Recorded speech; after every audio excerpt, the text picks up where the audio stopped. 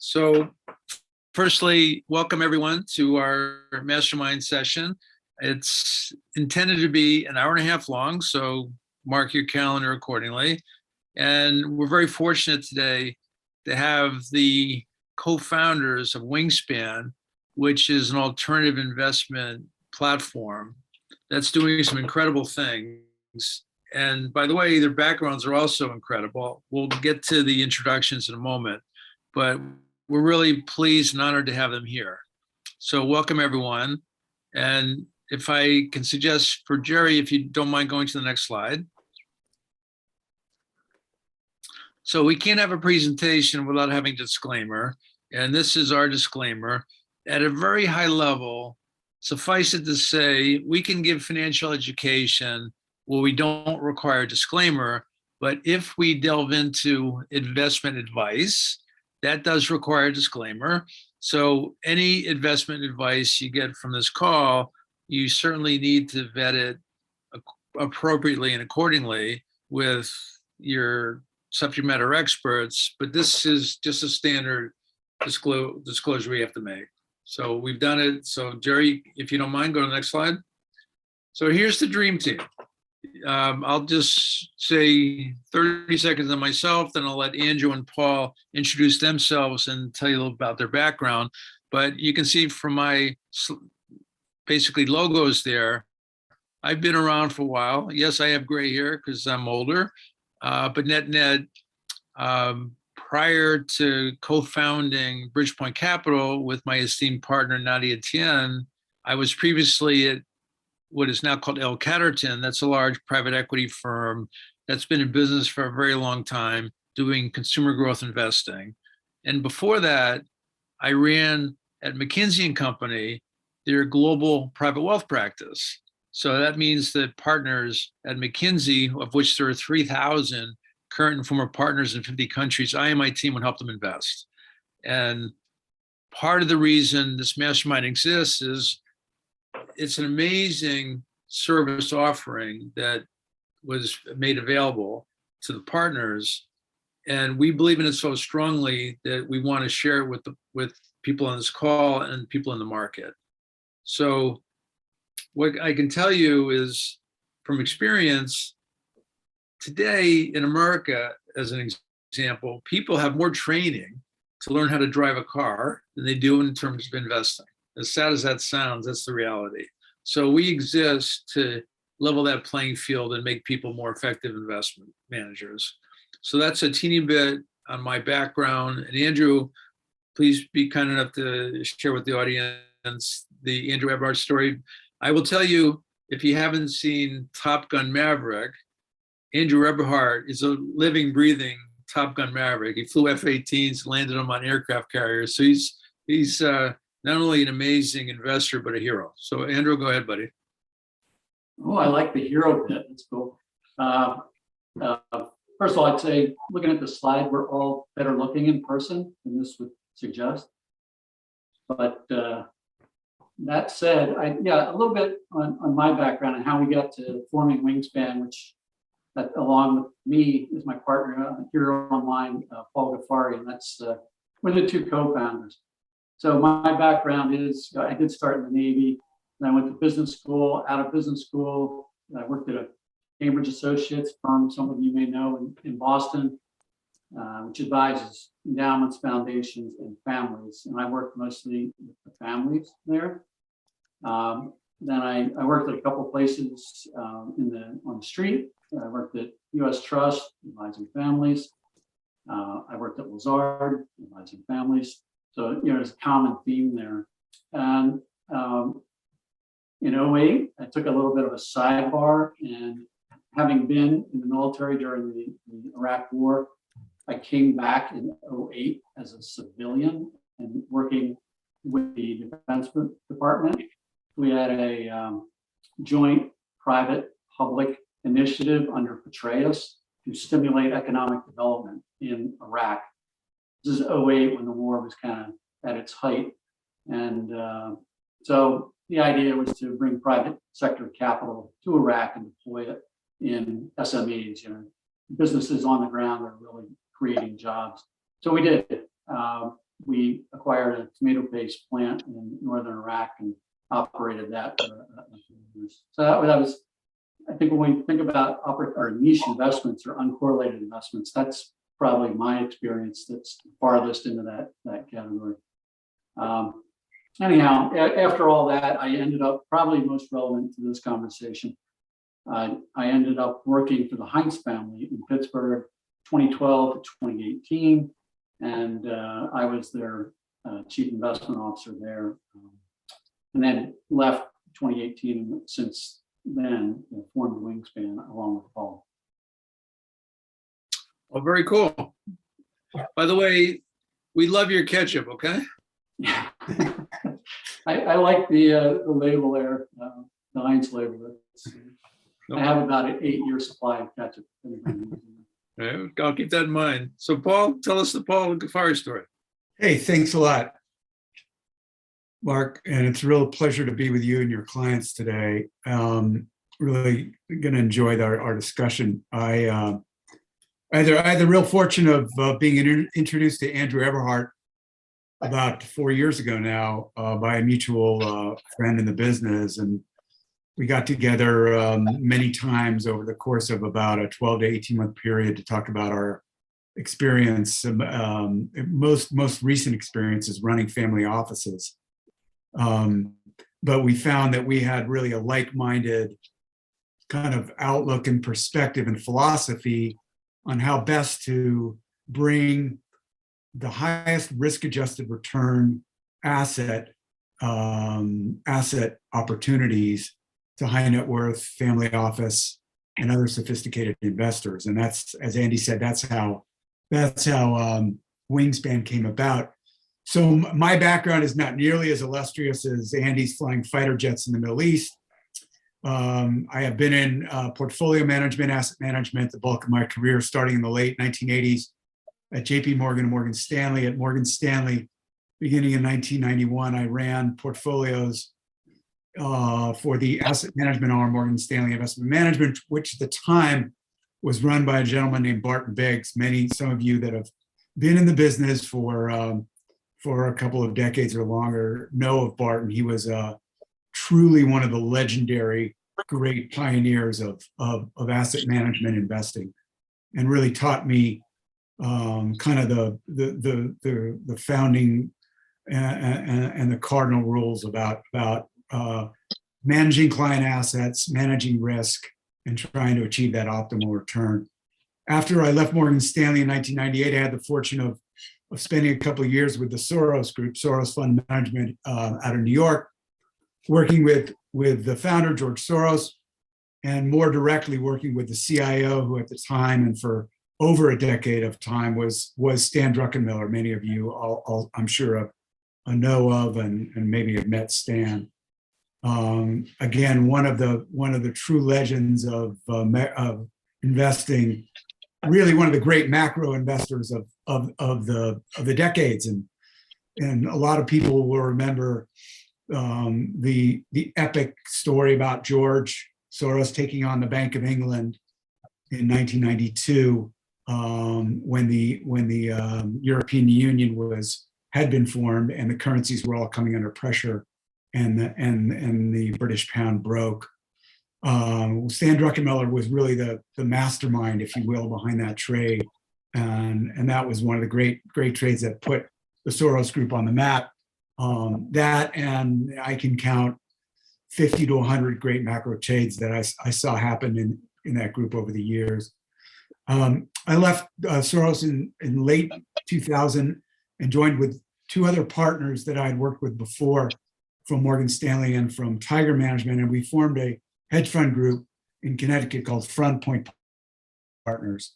Front Point was formed in the fall of 2000, and the business model there, not dissimilar to the business model that we're pursuing here at Wingspan, was to have a series of independent, separate strategies on the platform, offer those a la carte to clients, and at the same time offer a commingled or diversified umbrella strategy of all the underlying investment strategies to be able to give clients diversification. Front Point started out with $500 million of seed capital in the year 2001 and was grown into about a $7 billion fund platform by the end of 2006, at which point the management committee, we decided to sell the firm and sold it, not so ironically, back to Morgan Stanley. End of 2006. Morgan Stanley at the time was in the process of acquiring and rolling out a whole series of hedge funds at the time. I moved off into running my own funds for a while, and then in early 2010, I received an inquiry from the people out at Wingspan Capital, which was the family office for the late Paul Allen, the co-founder of Microsoft. The Vulcan people were looking for a CIO to come in and run the group. So in mid 2010, I relocated to Seattle with my family and spent the next 4 years running an investment team of about 30 people in the head office in Seattle, Washington, and also in a satellite office out of Palo Alto in California, with a lot of emphasis on opportunistic, specialized type investments, some of which we're going to talk about here today. A heavy emphasis, as you can imagine, given the background of the founder, on technology investments, a lot of health sciences, biotechnology. So we really had a very broad mandate across public markets, privates, private equity, venture capital, early stage, uncorrelated opportunistic things. We did a ton in the digital space, a lot in cell towers, a lot in wireless spectrum, and a lot in startup ventures in things like e-commerce. And then in the last few years, more aggressively in big data and artificial intelligence. There's a tremendous opportunity to get my hands wet in a whole bunch of different areas of investing. I returned to the East Coast in 2015, and as I said, in a couple of years later, was introduced to Andrew, and we decided at that point to really put our heads together and focus on this strategy of bringing investors a different alternative. And Andy likes to call it the new alternatives, or an alternative to traditional alternatives, so that we could give investors a really better answer. And I always sort of smile when I hear the acronym TINA, which many of you, of course, know, and we've been hearing that. TINA, there is no alternative. And that certainly was the mantra up until the first quarter of this year. No alternative but to be in public equities and be in FANG stocks and such. But I think what we're trying to do at Wingspan is to prove to investors there is an alternative, and there's a very, very good and viable and attractive alternative. And these are the strategies we're trying to offer investors at Wingspan. Well, thank you for that. And Andrew, thank you as well. And I actually am quite humbled to be surrounded by such incredibly successful people, but I will soldier on. You mentioned, and I just want to delve into this point just for a moment, Paul, that there is no alternative, Tina. Just to remind people on this call that the traditional approach to allocation has been the proverbial 60-40 portfolio, 60% equities, 40% bonds. And the idea was when your equities went down, your bonds went up, and vice versa. Well, that playbook this year was thrown out the window because, frankly, they're both down. Now people are waking up to the fact that there is alternatives, which is what we're here today to talk about. But just as a reminder, I like to use the 10-year yield as a proxy for the bond market, and we can debate why we use that. That's not the key point, but the key point is the yield of a 10-year treasury has more than increased 100% since the start of the year. It was roughly 1.5. Today it's over 3%. And for those that don't know the bond math, when yield goes up, price goes down. So you've had a bloodbath in bonds, and using the S&P 500 as a proxy for the equity markets, that's been a bloodbath. Year to date, the S&P is down about 14%. Yeah, it changes on a daily basis, but you haven't been able to invest, to make money. All you're seeing is your savings dwindle here. And people are thinking, oh, Yeah, I think we did that yesterday. So use the other phone, it worked. Okay, so let's just go to the next slide, if I may. So this is here for a specific reason.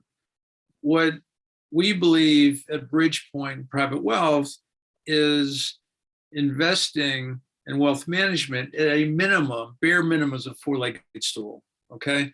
Your net worth is one leg of that proverbial four-legged stool, and net worth is your investable assets and your non-investable assets, meaning things like your home, your collectibles, your cars, your jewelry, your art, et cetera. That's your net worth.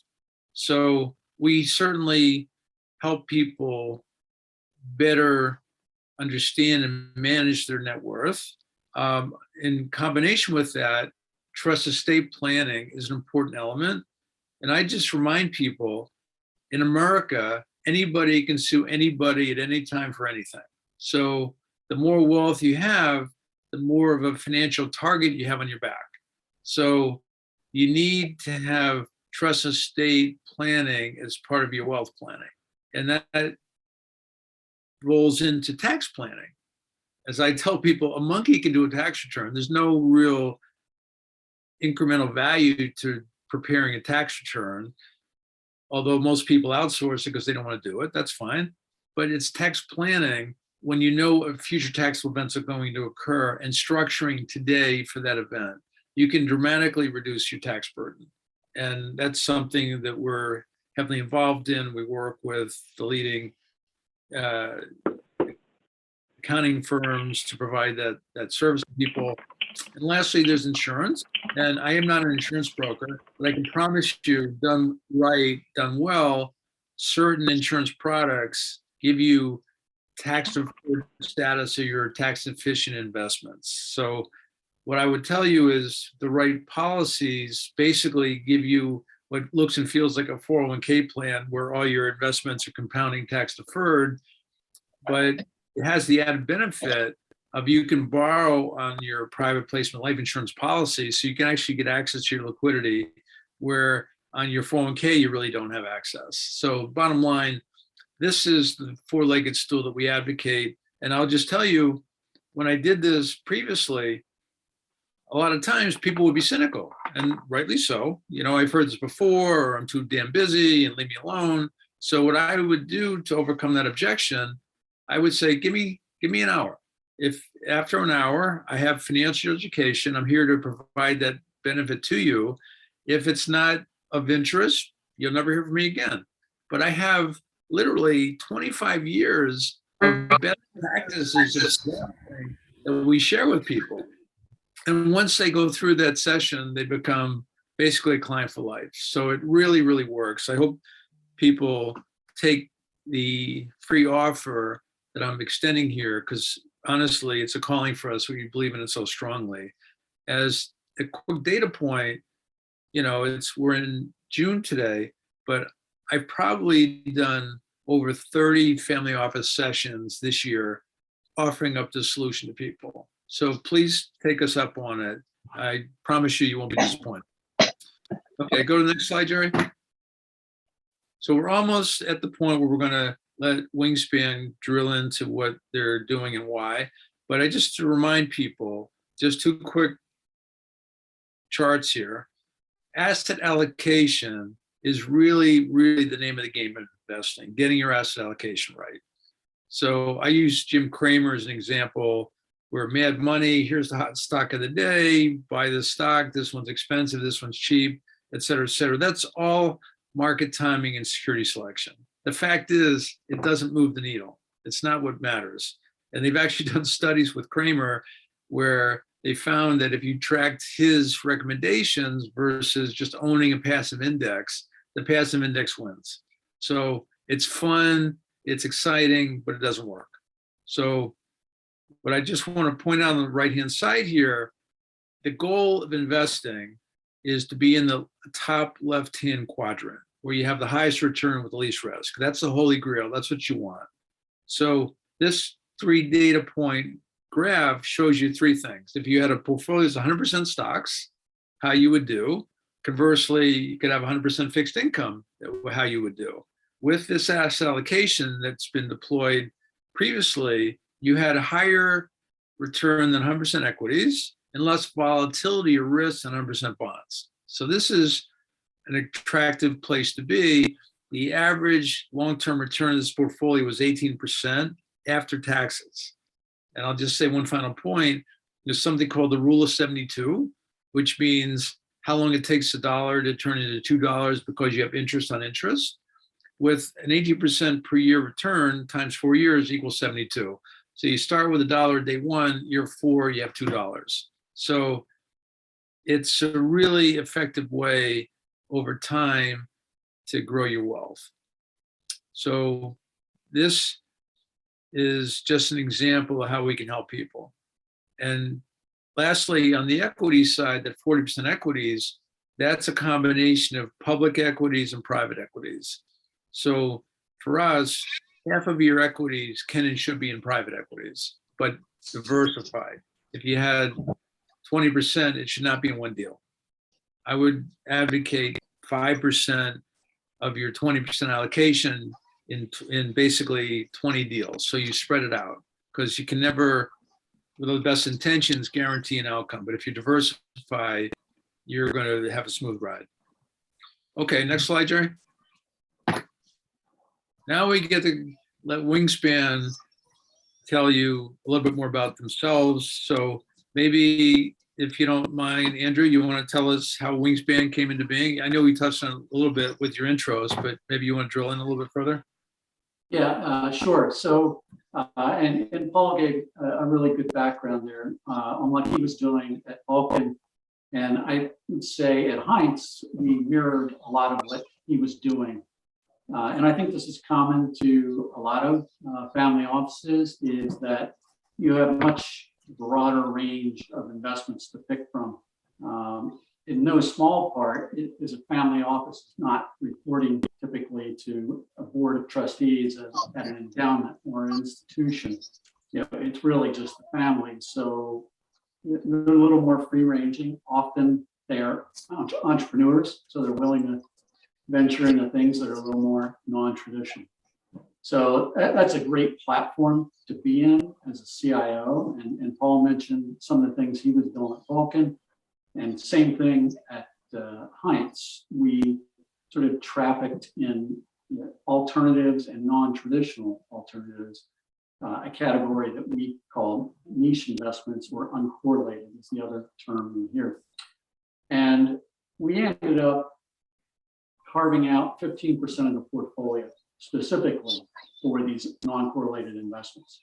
So the way we thought about it is not something that you do on a one-off basis. At least we didn't, because a lot of people will make an investment in an opportunistic fund, maybe litigation finance, music royalties, or something like that. But it doesn't fill part of the asset allocation. It tends to become a one-off investment, and it kind of gets lost in the portfolio. So what we did, we said, all right, we're going to carve out 15% of the portfolio. And by the way, where did that 15% come from? It came from the hedge fund bucket. We took it out of there, moved it over to niche. The other thing that happened is we had a lot of liquidity. In 2013, Heinz was taken private by 3G Capital and Warren Buffett. You may remember that. So the Heinz family was a huge beneficiary of that. So we had a lot of liquidity to employ. But anyhow, the point is that we thought about this in a different way, and we needed to fill that bucket. So it wasn't just that we were coming across things opportunistically. We were going out and looking for them. So a lot of that was co-investing with GPs of funds. The Heinz family was well acquainted with Kleiner Perkins. One of the partners there was a friend of the family. So we had the opportunity to invest with them a lot. And frankly, that was okay. But where we had better success was co-investing with other family offices. And why was that? Typically, those family offices had made their money in the vertical in which they were investing. And they'd been in that business multiple generations. So if that family is doing a deal in that vertical and they're putting a big check in, and typically they were the biggest check there, then we want to be part of that. So we did a lot of that. So that was part of our niche bucket. We were seeding managers, and then we were going out and looking for these niche type investments. And that's where Paul and I overlapped. all these unusual things. He was doing a lot of that. We were doing a lot of that. And as Paul and I got to talking, it became clear that we had a similar philosophy around these niche investments. And we formed a Wingspan to focus just on these. We don't do anything else. We're not managing hedge funds. We're not managing public securities. All we do is niche investing. And Mark, you're probably going to get to this, but we have a slide that shows what do we mean? What are the criteria that we use to find a niche investment? We do have a slide on that. So if you want to we can jump to that slide now, or we could wait a few minutes and go to it then. What do you prefer? Well, why don't we go to that just to Sure. Okay. on that path? Yeah, thanks, Jerry. And now the one you were just on. Go back one, Jerry. Yep. So this kind of underscores what I was just saying, that in the white box there, you have broadly the choices that you have historically had in portfolio design: public markets, hedge funds, and then private equity. Private equity is a really big bucket there. It's venture, it's buyout, it's real estate, it's private credit. So that's a pretty big bucket. And then you look at some of the characteristics of each of those, and they're all fine in many aspects, but they also have drawbacks. And in public markets, we've seen it in spades this year and in 2020.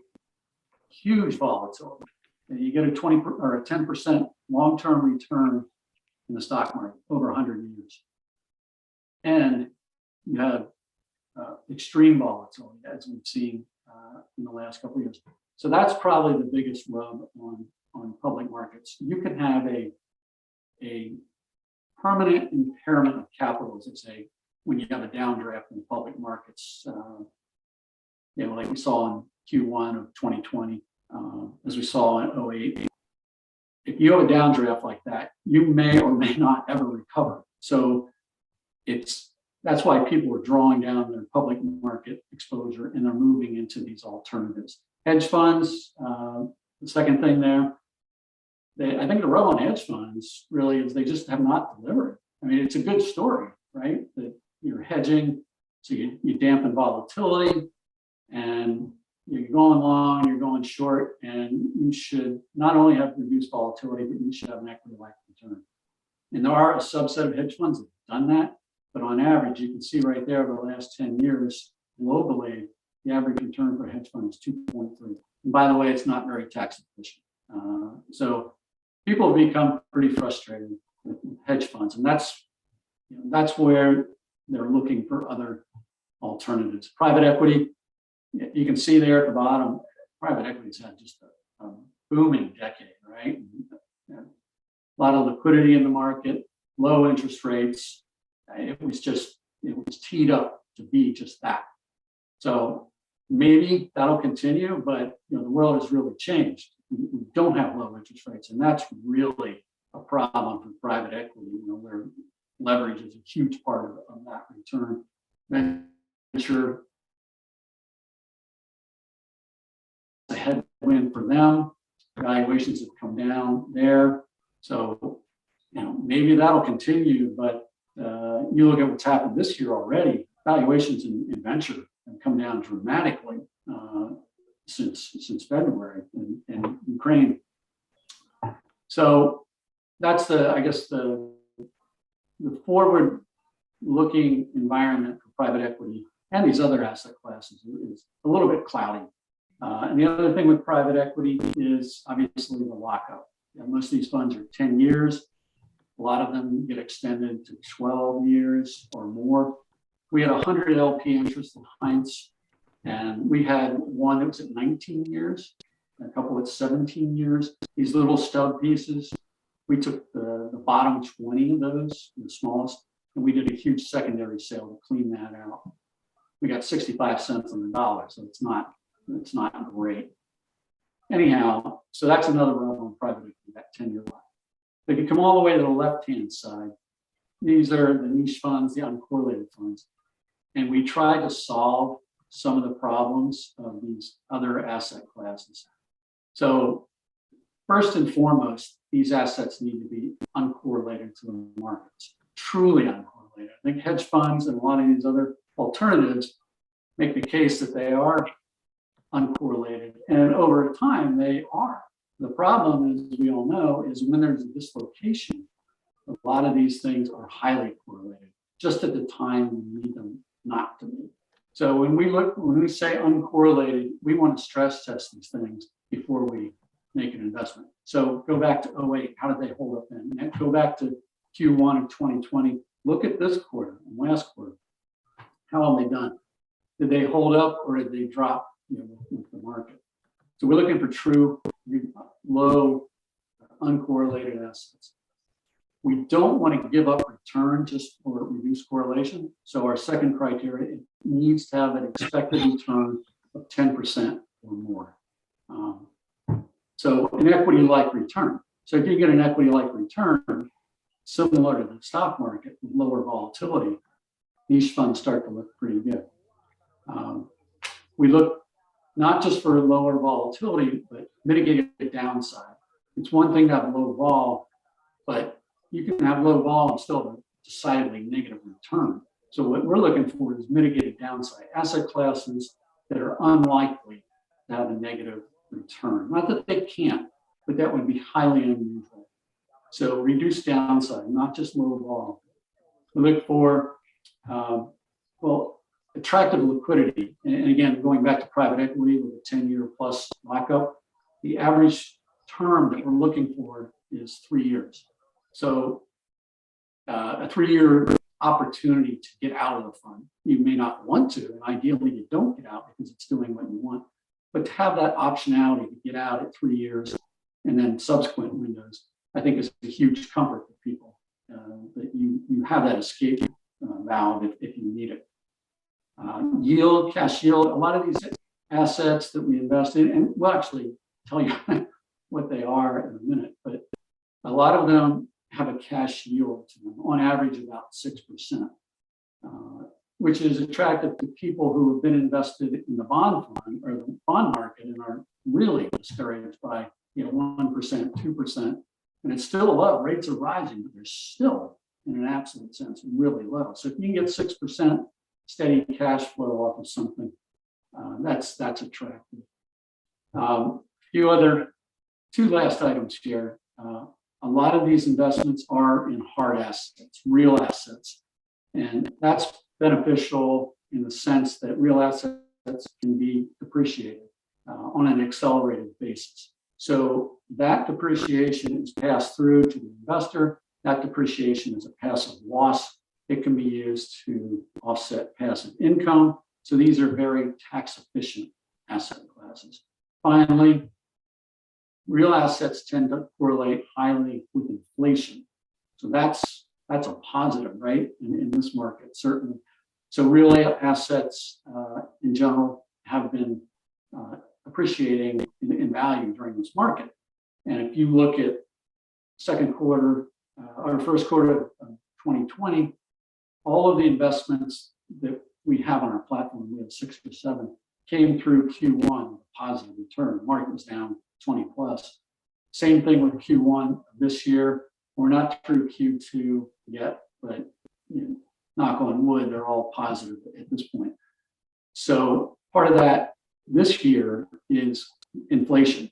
As the rates rise, a lot of these things are buying and leasing assets. Those lease rates rise with inflation. Also, the replacement value of some of these hard assets is elevated as inflation goes up. So they correlate positively. So those are the criteria that we look for. So maybe I'll pause there. Andrew, if I may, I just want to chime in briefly. Basically, tax efficiency, I personally am a strong advocate of that. Pretty much everybody on this call is a taxable investor. And you're a product of the street. I'm a product of the street. Paul's a product of the street. People don't talk about after-tax returns. And I have my own opinions why, but the fact is they don't. But it really matters. It's not what you make, it's what you keep. And you're giving people today an attractive current yield, which people love, and you're giving them tax efficiency, which they don't appreciate, but they really should and need to. Yeah. And the fact that what you're doing is defensive is also really important, because we're in a period where the Fed is raising rates.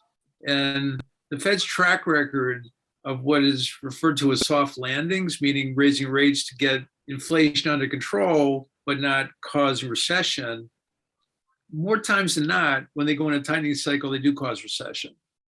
And sometimes it's deliberate, sometimes it's by accident. When the Fed raises rates, it takes about 6 months for that rate increase, that medicine, to actually have its effect.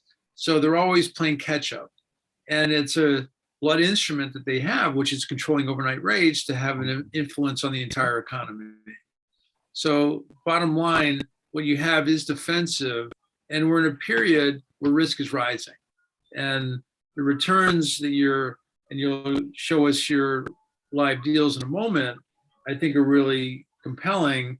And I just have to say one final thing, and then I'd love Paul to give me any additional thoughts or comments he has. So you're getting your 30-second advance notice, Paul. But you mentioned the private equity stuff. And if I may, Bridgepoint, like you, is taken this category and taken it to another level. So in our case, our hold period, our time horizon is targeting 3 years. Yeah, we can go out to 5, but people don't want to wait 10, 12, in your case, up to 19 years to get their money. And that's fair, that's fine. So we're built to have much shorter time horizons. And in our case, we're investing in what we consider breakthrough technologies. And I think we're in a golden age of tech investing in what we call deep tech or hard tech or frontier tech. To me, they're all intertwined. And lastly, our approach is to add value post-closing of investment. So it's a way to grow the asset value. It's a way to de-risk the deal, because if we're growing the business, that means the investment is likely to do better than as opposed to not adding value post-closing. But things like what you're advocating, what we're advocating, really are about getting out of the Tina mindset of having a better approach to investing.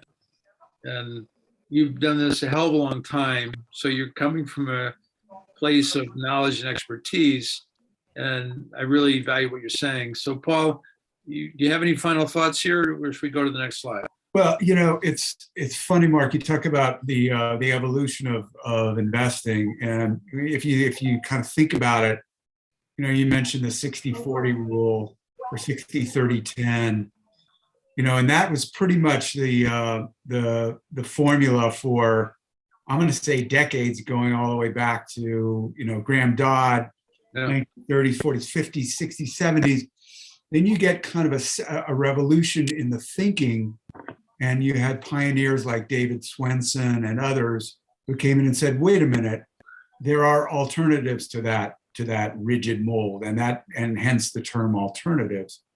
And endowments like at Yale and Princeton and Harvard and many of the other leading thinkers came up with the idea that a portfolio could get out on that efficient frontier by getting away from 60-30-10, and they introduced private equity, real estate, hard assets, gold, timberland, and you went through 20, 30 years of the Swensen model, and everybody wanted to be the next David Swensen, and we know that David Swensen spawned, I don't even know, dozens, 50, maybe 100 other great investors that are today running the top endowments in the world.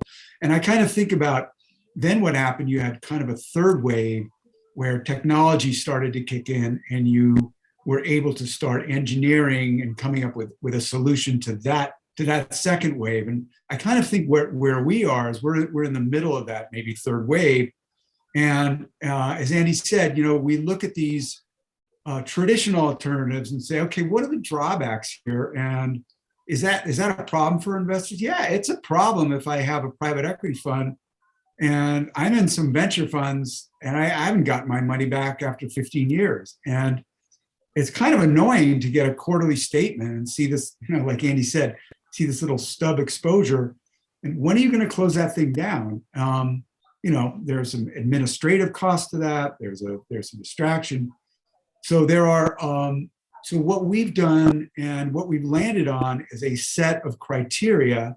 And that left panel on the slide you see is really our Bible. These are the criteria that we need to follow, and these are solutions to those problems. And I would say they're kind of equal weighted. They're all equally important. We're very, very fixated on the downside, on trimming the downside risk. Very fixated on uncorrelated exposures. And we believe that there are many alternatives out there. We look at many of them every single week that can provide us hard assets that are throwing off a lot of cash, that are going to be dependable, defensive, that are being run in essential industries. And that's kind of really what we focus on. That gives you that protection. That gives you that, okay, the NASDAQ may be doing this, but I'm pretty sure on these strategies, I'm going to get my 2.5%, 3% per quarter. And I'm going to get, maybe half of that in a dividend coupon. And so if we just stick to those rules, those are the rules of the road for us. And they're out there. And kind of that's what we spend most of our waking moments, just looking for those. Well, if I may just build on the point you just made, or at least one part of your point, I'll ask you a pop quiz question you know the answer to. If you have a portfolio that has a 50% drawdown, yeah, it does happen. Not that your approach would get you there, but if you have a 50% drawdown, what is your return to get back to break even? What do you have to make? Well, you have to make 100%. Exactly. So you want to avoid that like the plague. You want a nice smooth ride up without the serious drawdowns that require you to have extraordinary returns to get back to where you were. And so the things you're advocating, and we're going to go to those details in just a moment, are things that are designed to hold up in periods of volatility. They're designed to they're all weather strategies, but particularly they outperform, they outshine during these market dislocations. And I tell people the 100-year storms happen every 10 years. So, yeah, or more frequently, it seems. Yeah, exactly. Right. So before no, go ahead, Paul. No, please. No, if you wanted me to, I'd spend just a couple of minutes kind of on our approach to manager research and diligence. Yeah, I would love that. Because as we've said, these are by definition, they're highly specialized and niche strategies. They're not found really in your mainstream management companies. You probably won't be able to go to your U.S. Trust or J.P. Morgan or BlackRock or Bessemer and find these kind of strategies. So they're hard to find. What Andy and I have brought to it is we brought decades of experience in the space, both as portfolio managers. We were both running money, places like Morgan Stanley, and places like Lazard, places like Soros, and we were involved in our most recently in our family office roles in selecting managers.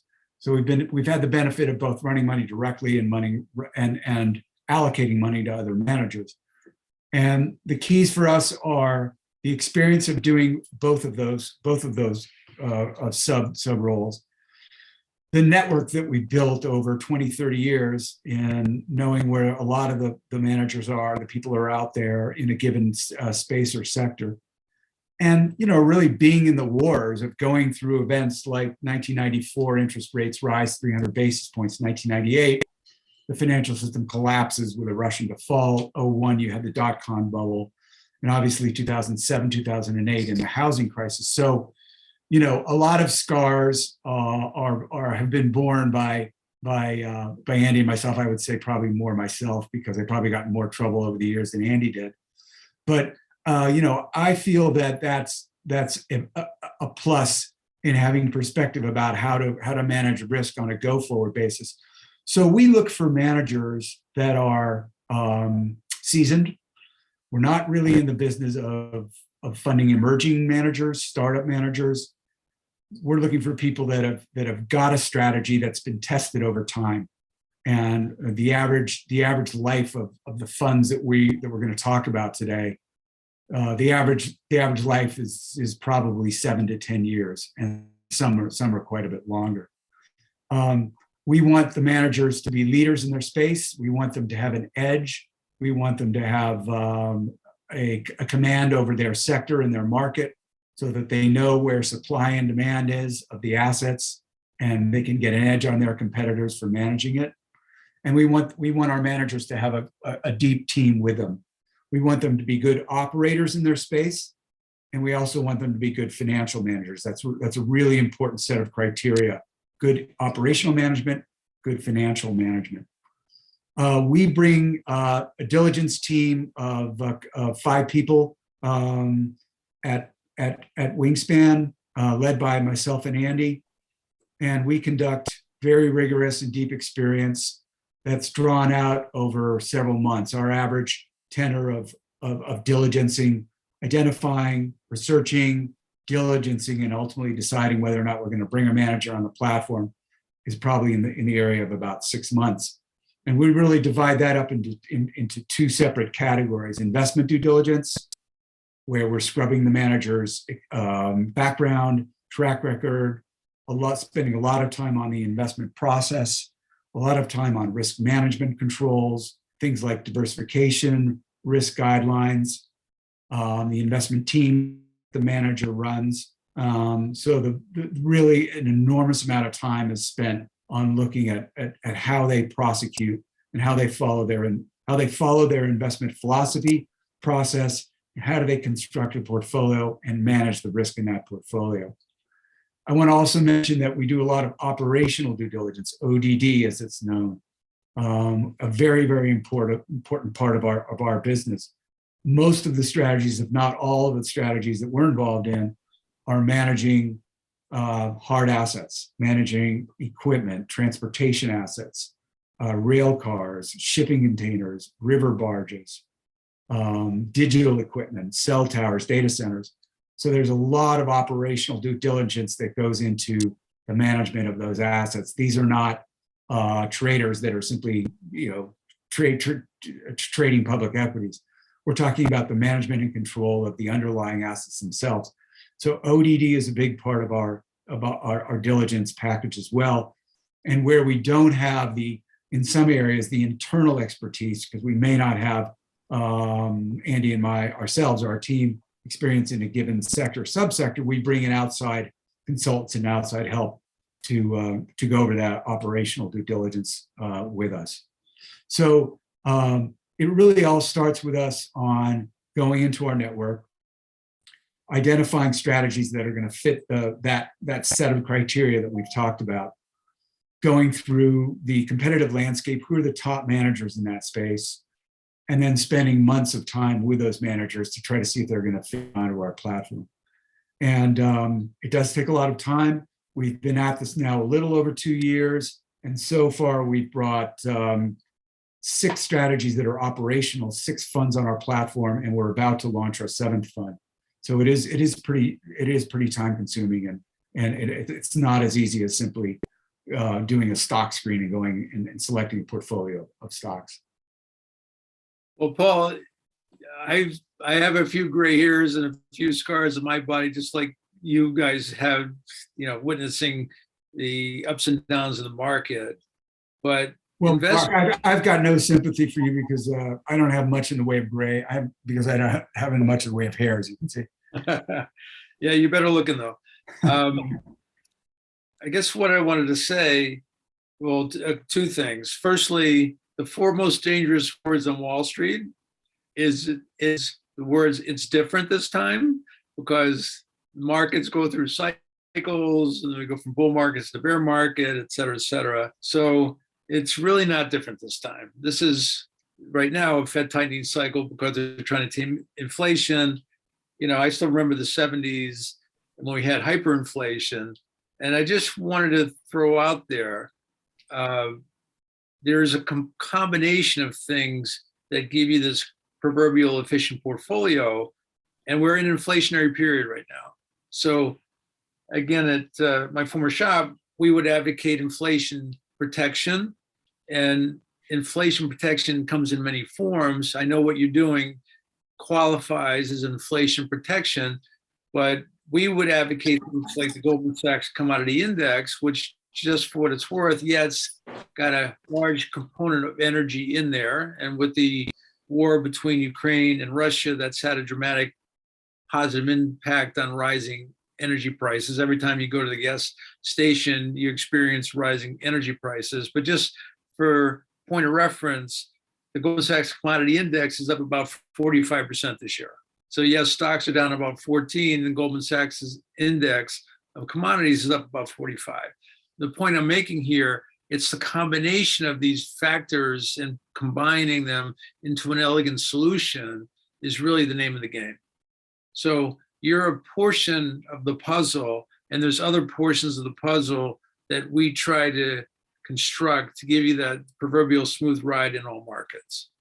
So that is just by way of background, but I'd love to now actually get our hands dirty with some of the products that you're advocating today. So Jerry, if you don't mind, would you be kind enough to go to the next slide? Okay, so is there anything you want to share on this slide, or do you want to go right into the products? Yeah, I think we've covered most of this. Yeah, I think so maybe we just go to the funds. Sure. Great. Andy, do you want to kick off with the Marine Fund, or do you want me to do Yeah. Yep. Yeah, so this I think is a classic example of one of our funds that really meets all the criteria. So this fund, based in New Orleans, they buy and lease river barges. Very simple model. One's running up and down this Mississippi, moving basic commodities that are mission critical to the economy, and things that are, well, they're unlike, they may decrease in value, but there's corn and soybeans over the last several years really fell in value. That said, they were still being transported. So this is really an ancillary service to some of the assets that may increase or decrease in value, but they still need to be moved. And so if you own the asset and you're leasing that asset to operators who are moving those assets, that's where the stability comes in. Their businesses may slow down, but they don't lose money. And since it's a lease, you're getting good cash flow off of that, and that gets distributed to investors. In this case, the fund distributes a 10% cash yield. That's extraordinary. Most of our funds are lower than that, but this has sort of a net overall return, sort of 14, 15 is our target. You can see down at the bottom right, it's actually doing much better than that, 20% plus at the moment. We don't think that's sustainable, but if you get a nice total return to the mid-low teens, you can distribute a fair amount of cash yield. Very stable. We mentioned tax efficiency earlier, and in the form of depreciation. A river barge, remarkably, can be depreciated 100% in 1 year. So you get that full depreciation in 1 year, and then you can carry that forward for multiple years, offsetting a lot of passive income. So in this case, you got a 15% return, but you had full depreciation in that year. So it was a 15% tax-free return. Now, eventually, you run out of depreciation, and if you sell the asset, there's a recapture that you have to pay in that tax. But you can push that off for a long time. In the meantime, you're compounding tax-free. So this fund, and this goes to the network and sourcing. We came across this fund. It was an introduction from another family office. And this, I think, is part of the value of working in that pool of capital. Other family offices, there's a lot of exchange of ideas. So we met this group in the end of 2018. They were two individuals. They had two barges at that point. The two individuals, and this is important because we look for this kind of portfolio team in all of our investments. The two individuals, one had run a $3 billion credit fund for Guggenheim, New York, for many years. So highly experienced investment professional, a lot of underwriting experience on credit. So he is the financial advisor. He's the one that focuses on risk, leverage, diversification, the types of barges, the leases, rolling those off. You don't want to have concentration in any one year, types of commodities that you're moving. So you have a diversified portfolio, and the financial partner in this case does that. The other partner, and this was really important to us, is somebody who grew up in the barge industry, somebody who's from New Orleans. It's a very small community, and it's really hard to be sort of a financier that comes down from New York and wants to enter the barge industry. You're not necessarily going to be embraced.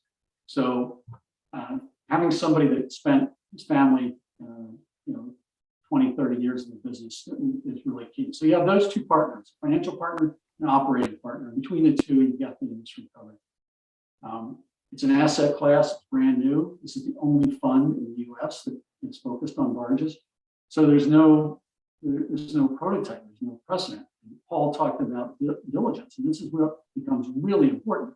So what are the nuances of barge operations? What are the regulatory risks? And that's part of it. What's the competitive market here?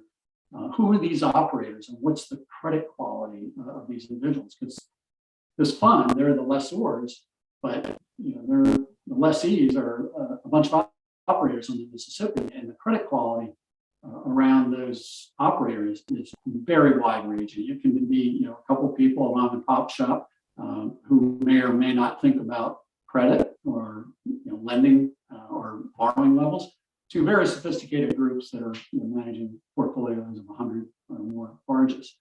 So if you fast forward to today, this fund, you can see the performance has been remarkable, and they've attracted a lot of assets. We came in early,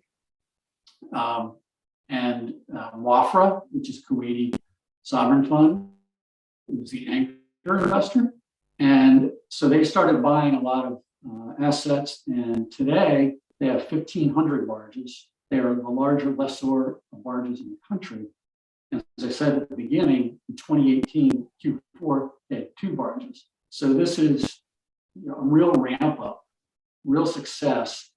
And when you're early on into an asset class like this, you can benefit from the inefficiencies that are there. You can see that in the returns here.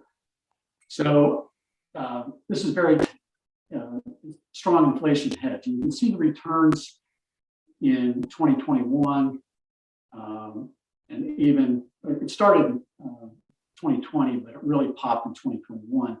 The reason being is the price of steel, and barges is a bucket of steel, more than double. So the asset value of the barge is increased. And also with inflation, the lease rates are starting to increase. So it's a double inflation hedge. And so we expect this to do well in this environment. If you go back to Q1 of 2020, which was when the big downdraft was, I really can't see, but 2+% in that quarter, right? So that's what we look for. There's the lack of correlation. And we don't have 2022 here, but Q1 was about 2.5%, and Q2 will be, we believe, comparable. So steady Eddie, there's no down quarters there, as you can see, 10% cash yield. We're certainly hitting the target of 10% plus. This to us is classic. Sorry about that. The classic niche uncorrelated investment that we look for. Paul, is there anything you'd like to add to that? Well done, Andy. I thought it was a great summary of the approach. What I thought I'd do, Mark, is just give a quick rundown of the roster of the other funds we have on the platform. Please, yeah, go ahead. I'll start with a fund that we're presently launching, and it's also in the transportation sector. It's in the shipping container space, the Wingspan Intermodal Fund. And for those of you that are familiar with the space, intermodal simply means different modes of transportation that combine to ship a good from point A to point B. And those modes of transportation can be by rail, by truck, by ship, and the assets, which are pretty much dry shipping containers, 20-footers or 40-foot shipping containers that are about 8.5 feet tall and about 8 feet wide. Their standard dimensions are really comprise the bulk of this. So we are partnering with a manager that owns a portfolio of these assets, similar to the inland marine assets. However, these assets are going to be used to transport goods globally around the world. It's a very, very deep market, as I think we all know. If you just are near any waterway, look out the window and see a giant shipping container vessel. Some of these shipping container vessels can take 20,000 of these things on one ship and transport them from the port of New Orleans over to Europe, or from Shanghai to Long Beach. This is a $100 billion market. There are about 50 million of these containers in the world. So our partner managers own a portfolio of these containers. They lease them to the largest lessee carriers, shipping lines in the world, very well-known credit-rated names like Maersk, like Evergreen, like CMA. And these lessees lock into leases that are typically anywhere from 7 to 12 years in duration, and lease the assets from us. Shipping containers are pretty much dry containers. About 2/3 of that 50 million or $100 billion market are dry containers. Some of them are what are known as reefers, refrigerated containers, obviously taking fresh produce, point A to point B. And there's a small slice that are tank containers, which are transporting liquids, liquid chemicals, liquid energy, refined goods, et cetera. The target return for this fund, it falls within our range. The net unlevered target return is 10 to 13%. And the dividend target for this fund is 6%. What we really like about the manager here and the way that they've structured the fund, we've worked with them in helping structure this fund, is if you think about the weighted average life of leases being anywhere from leases going out from 7 to 13 years, the manager is going to stagger their leases and buy seasoned assets that have seasoned leases on them, such that they're going to be able to provide us with our targeted liquidity of 3 years. So our investors will come in, invest capital, commit it, get called down over a period of a few quarters, and commit to having that capital invested for 3 years. After 3 years, they'll be able to redeem their assets on an annual basis. But what are the real advantages here? And they really lock into the things that we try to find commonality with. We want a seasoned manager. We want assets that are in high demand. Capacity utilization right now in the shipping fleet globally is about 98% and has stayed that way for several decades. The shipping container business has grown at a CAGR of around 7% for the last 20 years. And it's especially been evident in the last couple of years as we've come out of the depths of COVID in mid-2020, as goods have started to move around the world again. And that's reflected in the price of these containers. These containers are pretty much all manufactured in China by 4 OEMs. They shut down for a while in the trough of COVID 2020. They came back online. When they came back online and commerce began to resume, you saw a very sharp increase in the price of these assets. They've since retraced about 50% of that increase. But what we really like about the strategy is that we have staggered leases, we have diversification through maturity, we have diversification through creditor, i.e. lessee, and we're able to construct a portfolio of many different leases. We are launching the strategy at the end of June, and the strategy will be open for the next few quarters. I'll just mention the others that we currently have in place really quickly, and then we can get into other details and questions. In the transportation sector, we also have the Wingspan Railcar Fund, very similar to the concept and the business model behind inland marine barges and open ocean going shipping containers. We own a portfolio of rail cars. The manager that we work with owns about 70,000 of these rail cars across the US. The rail cars, similar to the barges, are transporting essential goods, commodities, grain, soybeans, corn, and in the case of liquid tank cars, crude, oil, distillates, gasoline, coal, things like this in the energy space. And they're running these along the rail system throughout the United States. The manager's been in the business for over 8 years. The manager's running about $2.5 to $3 billion in AUM. A very seasoned team, as we've talked about, of very good financial managers and very good operational people. And they've been able to yield a total net return over that 8-year period of just over 11%. And they pay a 6% annualized dividend paid quarterly. The next fund I'll mention is the Wingspan Farmland Fund, a fund that we've known for over 10 years. Andy is very familiar with them, having been a primary founding investor in the fund when he was at the Heinz family office. They've been in business for 15 years, since 2007, and they've been annualizing their returns at 10% since. This is a manager that owns farmland primarily in the row crop space throughout the Corn Belt, which primarily Iowa, Indiana, Illinois, Kentucky, some farmlands in West Virginia, Pennsylvania, and some in the Southeast. And they own and lease about 150,000 acres of farmland in the US. What we like about this fund is it also meets our liquidity criteria. If you think about farmland that goes out on lease for a long term, say 5, 7, or 10 years, the manager is able to provide us with 1 year liquidity. And that's because, as might not be so apparent, there's actually a fair amount of liquidity in the secondary market for buying and selling farmland. I also want to note there's a very interesting wrinkle to this, in that there is a renewable angle to this. Many of these farmers are now leasing a portion of their real estate, a portion of the farms, to the owners of the farms, which are our fund, to solar developers, and they're putting up solar panels, utility grade panels on a small portion of the farm. And these are very, very lucrative. There's huge demand for it.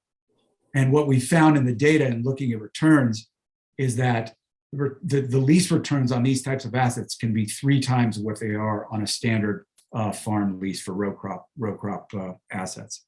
So there's a significant little kind of kicker and upside to that strategy. Just a couple of others very quickly. We do have a real estate fund, the Wingspan Specialty Real Estate Fund. We call it specialty, and it is a niche fund because it's unlike other real estate funds that you probably know and may have ownership in. This is not a residential real estate fund, not a standard commercial real estate fund. The manager that we partner with goes out and develops franchise name stores and properties for primarily Fortune 100 companies.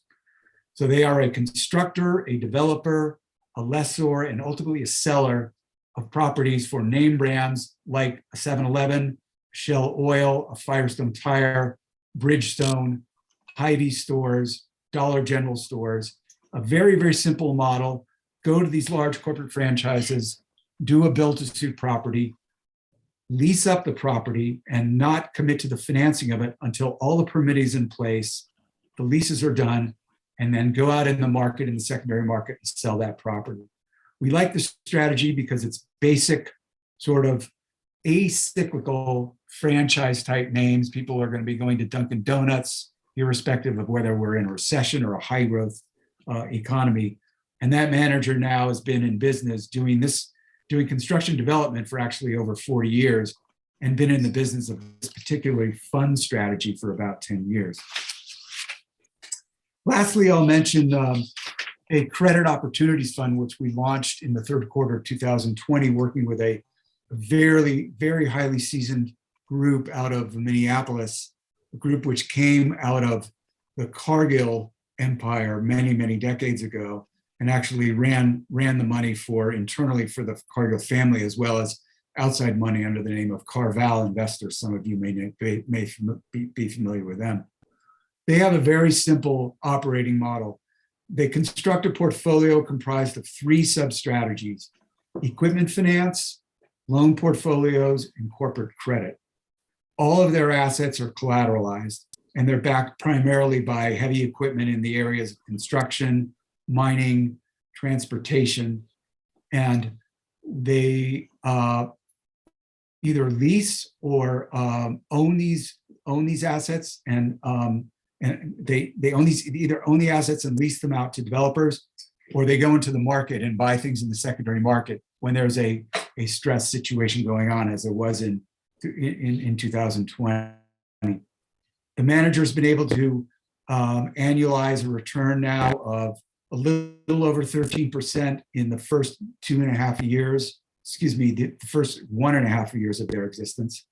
And what we like about this strategy is not only do they meet most of our criteria, but they're in the very small end of the market. So they're not out there competing in $200, $300, $400 million deals with the Blackstones and the PIMCOs of the world to try to get deals. They're looking at smaller equipment finance deals in the area of, let's say, $1 million, $3 million, $5 million.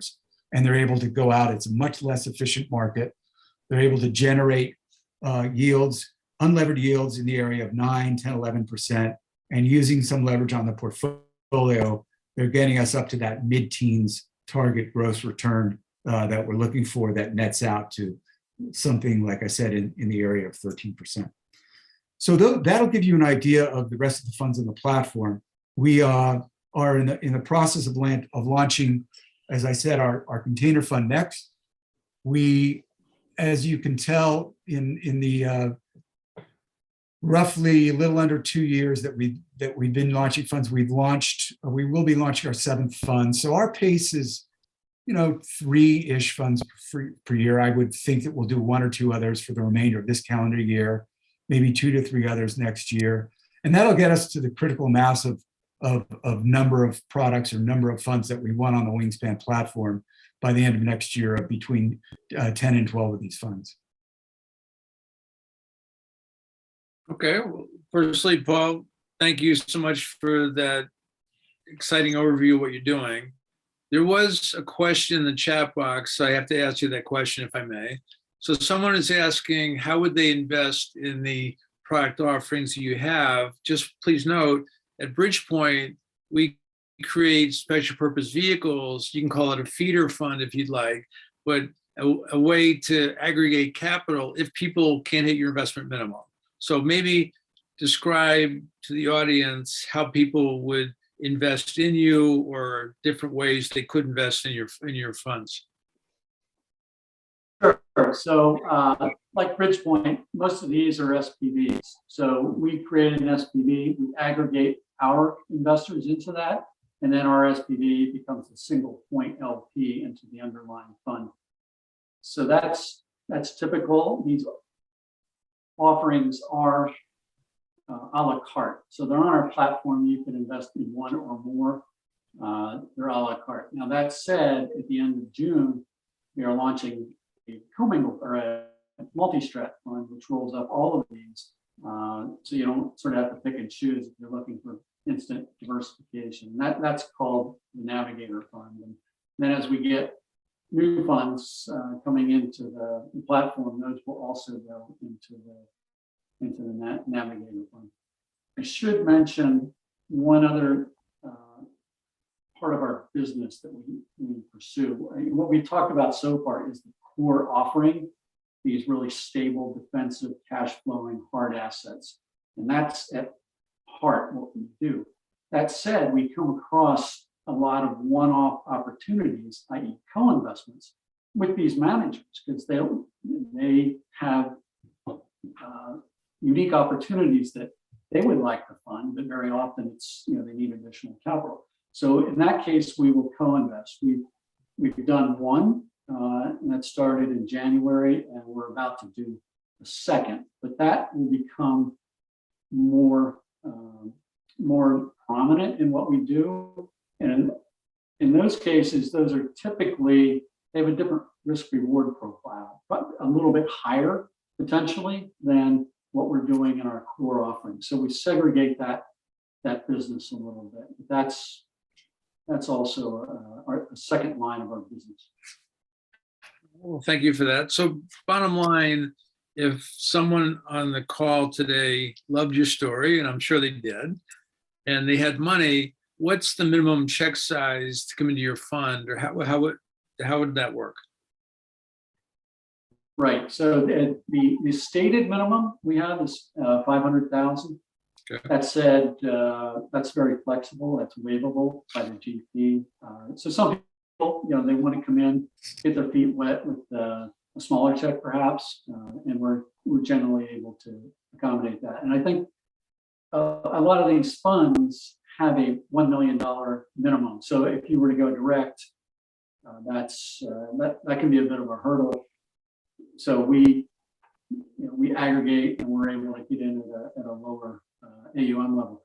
And the other aspect there is that the container fund's a good example, that because we come in with volume of AUM, and in the case of container, we're coming in at the outset when they're launching, we'll get discounted fees. And whenever that happens, that passes through directly to our LP. So we try to make it as cost effective as we can.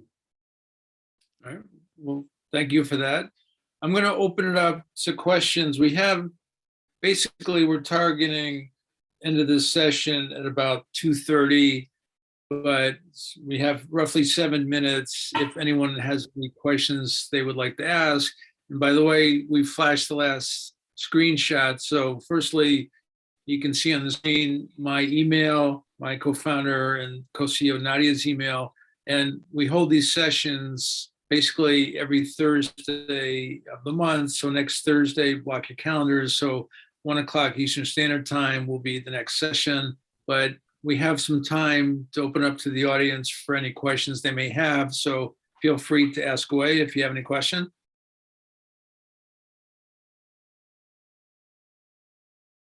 And John Paul, I just want to thank you for this presentation. I thought it's a very unique approach. I'm wondering why do you think this asset class for this niche investment was so overlooked previously? And do you think in terms of trends, do you think there will be more and more managers in this space in the future? Well, I guess I could maybe start and have Andy join in. I think if you're talking about the big institutional money management firms, the big houses, starting with the behemoths of the Fidelities, the Schwabs, the BlackRocks, and getting into the wirehouse managers or the bank managers, the JP Morgans or Merrill Lynch's, they just are operating in terms of a different target to try to put money to work. They are, by and large, going off of traditional models, like we talked about, the 60-30-10 model.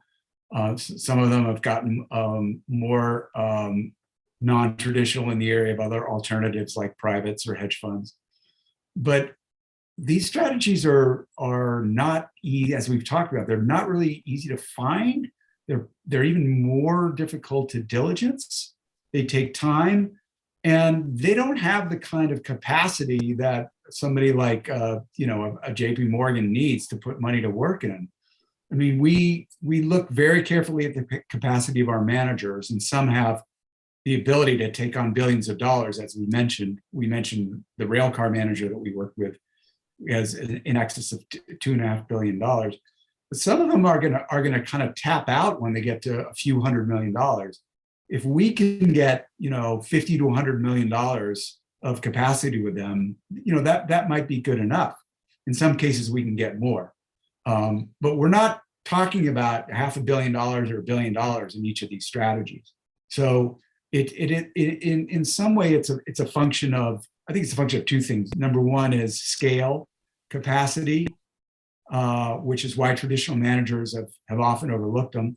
And then, it's the time to market, the time to get investors. There's a lot of education here, and it does take time to diligence these. So it is, for that reason, we like it, and it is a less efficient market, and that ends up getting you that really interesting risk-adjusted return of 10% plus. Yeah, and I think I would add to that. I think most people know there's a small size premium. So managers or funds that have a couple $100 million, it's about a 2% premium you get working with a smaller manager. So we're looking for that as well. But what we found is there are a lot of really smart people around the country or on the globe, but within the US that are doing really unique things. And they're not visible. They're not trying necessarily to raise a lot of money. They're doing it because it's an interesting niche and they're good at it. They have a skill set. By way of example, there's a $15 million fund now that is investing in whiskey barrels.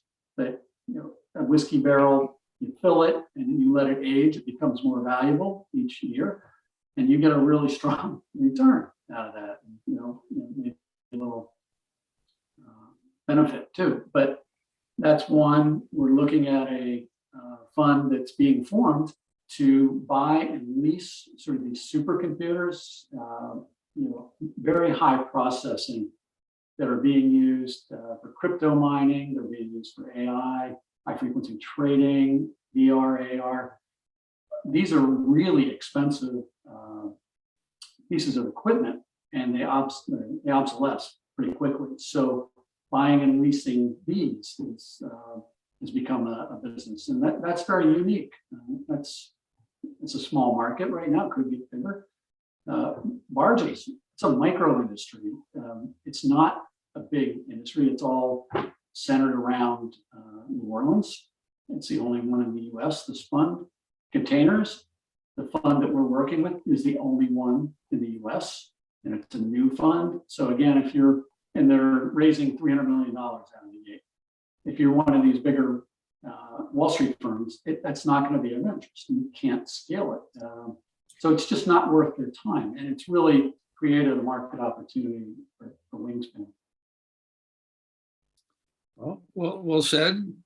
We have time, frankly, for one more question from the audience, if there is one more question from the audience. So would anyone like to ask the final question? I guess I could ask the question. So my experience with non-traditional assets are mutual funds in the area of like long-short equity, managed futures, multi-alternative, traditional bonds, so-called market neutral. And they don't seem to be that uncorrelated to the markets. And I'm just wondering, it sounds like you found areas that truly are. Do you have data that shows that they are uncorrelated? I guess the return this year is at least one data point.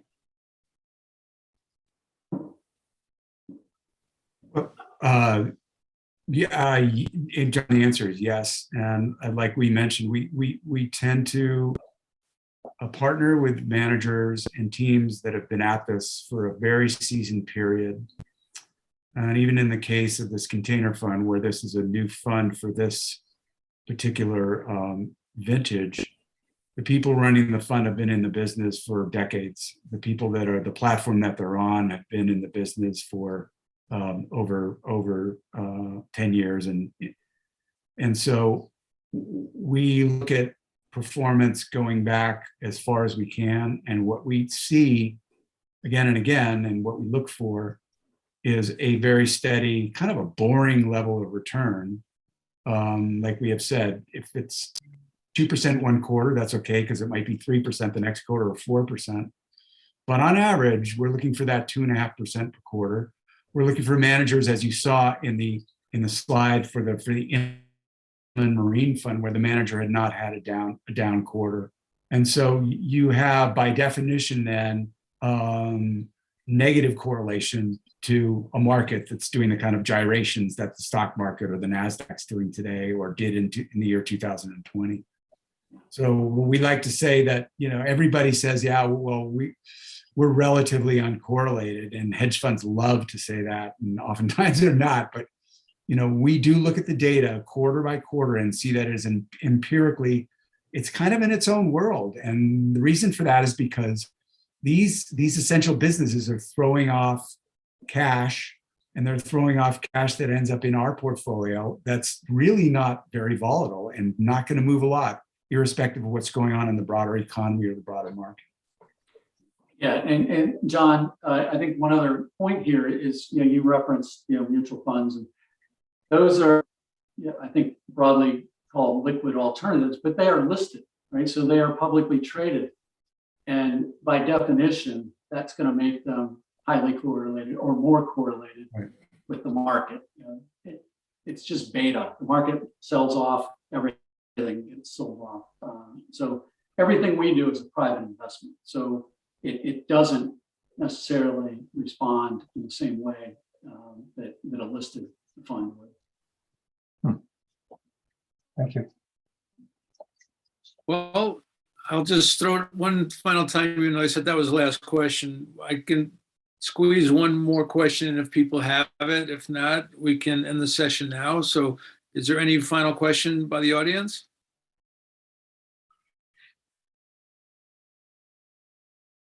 Okay, take that as a no. So we'll end the session now. And again, thank you for Andrew and Paul for a phenomenal session. I think what you presented is not only very distinctive and attractive, but also something that people on this call could certainly use and deploy to create a more efficient portfolio for themselves and their friends. So again, thank you for your time. If people want to learn more or follow up, you have my contact information as well as Nadia's, and we can certainly put you in touch with Andrew and Paul. But again, thank you so much for the session, everyone, and we'll look forward to seeing you on the next one, I guess, a week from today. So have a great day, everybody. Thanks, Mark. Thank you.